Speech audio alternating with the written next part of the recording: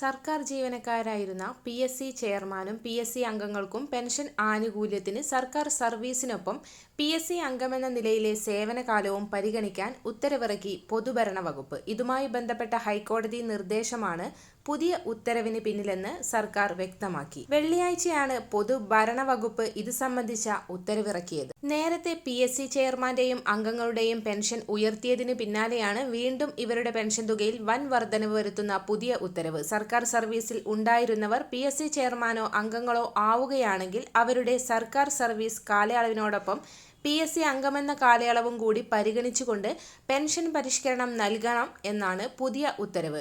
കഴിഞ്ഞ 7-ാം തീയതി ചേർന്ന മന്ത്രിസഭാ യോഗത്തിലാണ് പുതിയ തീരുമാനം കൈക്കൊണ്ടത്.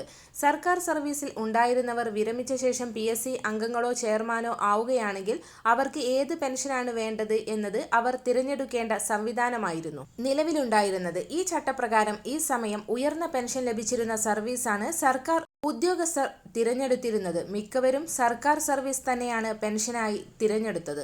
എന്നാൽ പി.എസ്.സി പെൻഷനിൽ വൻ വർധനവുണ്ടായതോടെ പഴയ തിരഞ്ഞെടുപ്പ് മാറ്റാനുള്ള അവസരം, അതായത് സർക്കാർ സർവീസ് പെൻഷൻ തിരഞ്ഞെടുത്ത തീരുമാനം മാറ്റി പി.എസ്.സി പെൻഷൻ തിരഞ്ഞെടുക്കാൻ വീണ്ടും ഒരവസരം നൽകണമെന്ന് കാണിച്ച് 3 പേർ ഹൈക്കോടതിയിൽ ഹർജി നൽകിയിരുന്നു.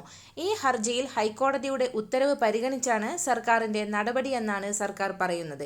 നേരത്തെ ചില അംഗങ്ങൾക്ക് പി.എസ്.സി അംഗം എന്നതിനോടൊപ്പം സർക്കാർ സർവീസിലെ സേവനകാലം കൂടി പരിഗണിച്ച് പെൻഷൻ പരിഷ്കരിച്ച് നൽകിയിട്ടുണ്ട് എന്ന കാര്യവും പരാതിക്കാർ ഹർജിയിൽ ചൂണ്ടിക്കാണിച്ചിരുന്നു. ഇത് പരിഗണനയ്ക്കെടുത്ത് ഉചിതമായ തീരുമാനം എടുക്കാനാണ് ഹൈക്കോടതി സർക്കാരിന് നിർദ്ദേശം നൽകിയത്. ഇതിന്റെ അടിസ്ഥാനത്തിലാണ് വിഷയം മന്ത്രിസഭയിൽ എത്തിയത്. പെൻഷൻ നൽകാനുള്ള പുനഃക്രമീകരണം നടത്തിക്കൊണ്ടുള്ള ഉത്തരവാണ് ഇപ്പോൾ ഇറങ്ങിയിരിക്കുന്നത്. സർക്കാർ സർവീസും പി.എസ്.സി കാലയളവും സംയോജിപ്പിച്ചുകൊണ്ടുള്ള ഒരു പുതിയ പെൻഷൻ പുനഃക്രമീകരണമാണ് സർക്കാർ ഉദ്ദേശിക്കുന്നത് എന്നാണ് ഉത്തരവ് വ്യക്തമാക്കുന്നത്.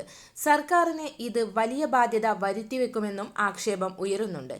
എല്ലാവിധ സർക്കാർ അറിയിപ്പുകളും നിങ്ങളിലേക്ക് എത്താൻ ഈ ചാനൽ സബ്സ്ക്രൈബ് ചെയ്യുക.